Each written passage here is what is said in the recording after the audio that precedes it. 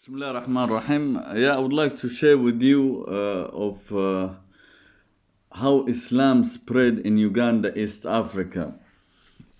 So, according to Professor Abdul Bari Kasozi, who was the dean of Makerere University in Uganda, I think many of you are familiar with this university, which is behind the graduation of people like Kwame Nkrumah, Jomo Kenyatta, Julius Nyerere, and many African leaders.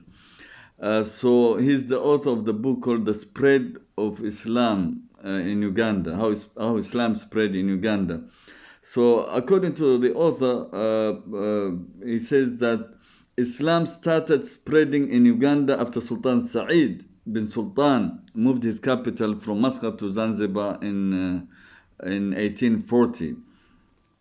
And in 1844, King Kabaka Suna II received Sheikh Ahmed ibn Ibrahim, who was sent as a special delegation, heading a delegation, but at the same time he was appointed as the Qadi, which means chief judge, and Wali or governor of Uganda in 1844.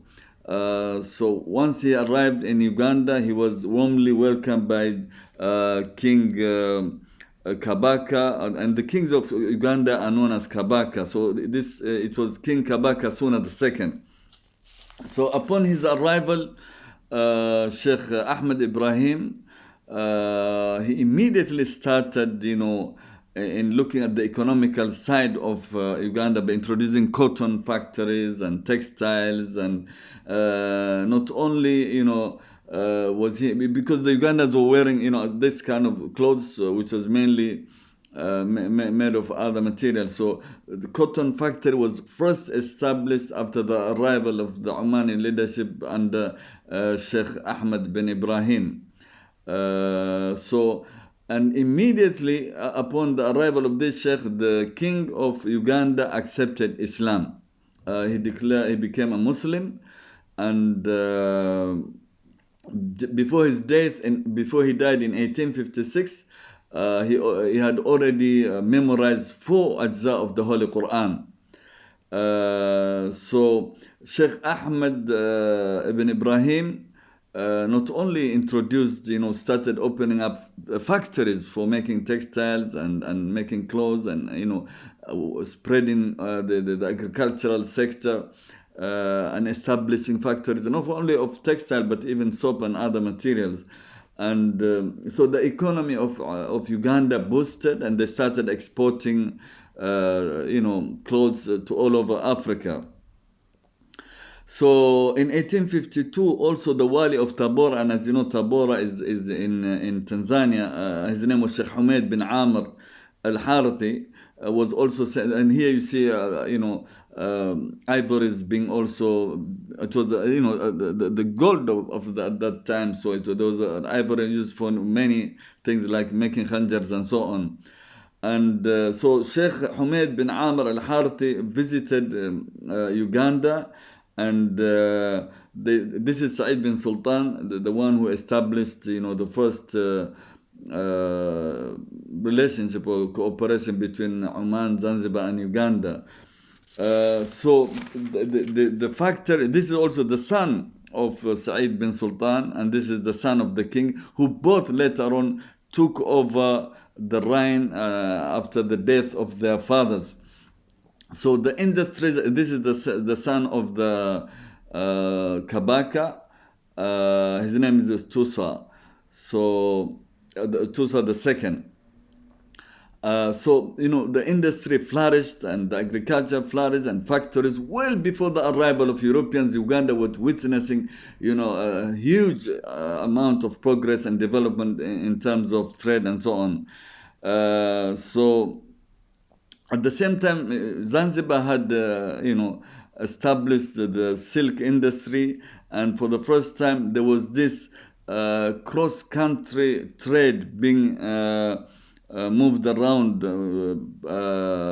So products and trade was not only within Uganda, but also things started moving from Uganda to places like Tabora, to up to Congo, and and by 1856, this is the palace of the Kabaka. They used to live in huts like this, and then 170 or 60 years ago, they were already building huge buildings and palaces. This is the son of Said bin Sultan, Sultan Majid. So in 1856, Sultan Said and the king of the Kabaka II, after they passed away, these new leaders took over, and they carried, again you see ivory of elephants being carried for trade in Uganda and moving it south to Tanzania and so on. So, and Islam was at the same time spreading among the people of Uganda. So during the Sultan of Majid, as I said, this is the book, The Spread of Islam in Uganda. So Islam was spreading between the different tribals of the people of Uganda. So one of the Muslim scholars was also Sheikh Isa bin Hussein, also an Omani, who initially was like, supporting or being the backup of Sheikh Ahmed bin Ibrahim, and as well as Sheikh Mirani and Sheikh Ali Maziga. So at some stage, even the locals were themselves becoming scholars. So you see them here dressed as Omanis and putting bishts and so on. And this is now the royal family of the new ruler. And many scholars were being sent to Uganda, like Sheikh Mas'ud bin Sulaiman, who became the advisor of King Kabaka, and Sheikh Eid, who was also the commander and gave training to the army of the commander and the army of the Kabaka army.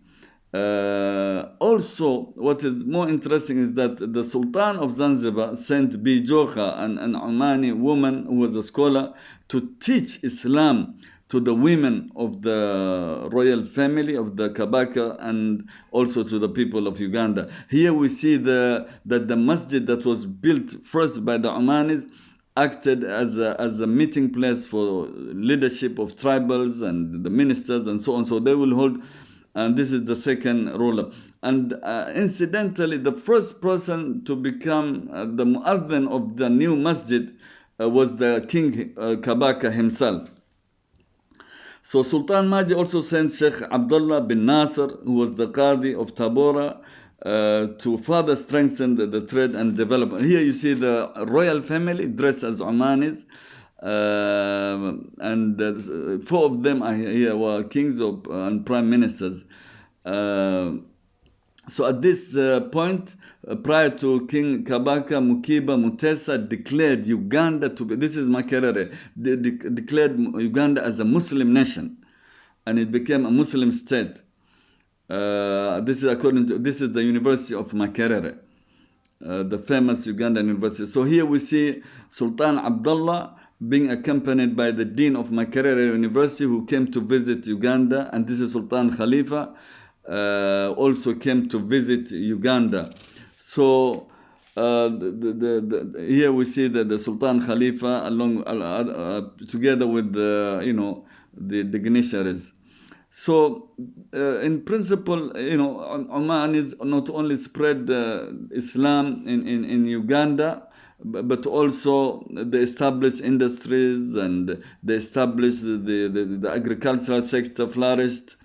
And so also the Omanis had a huge impact in terms of living their culture, tradition, their hospitality, as opposed to the typical European colonization where it was based on apartheid, segregation, discrimination. But the Omanis' approach was totally different. So the Oman people, here we see the young son of the king of Kabaka being welcomed by the royal family of Oman. There at the background, I think number 4, you see Sayyid Jamshid. At the time he was crown prince. Also we see Sayyid Saud, we see Sayyida Nunu. So this young boy at the tender age of 10 is being welcomed by the royal family of Zanzibar. In Zanzibar, an equal, given a protocol, the same that will be given to any leadership. So, Oman is their presence of for hundreds and centuries in Africa was based on this is the son of the Kabaka, the latest king, was based on love, on coordination, on establishing trade, on developing the agriculture and many other interests that benefited the locals and others. Thank you very much. This is Abdul Wahab Al Busaidi. Jazakumullah khair.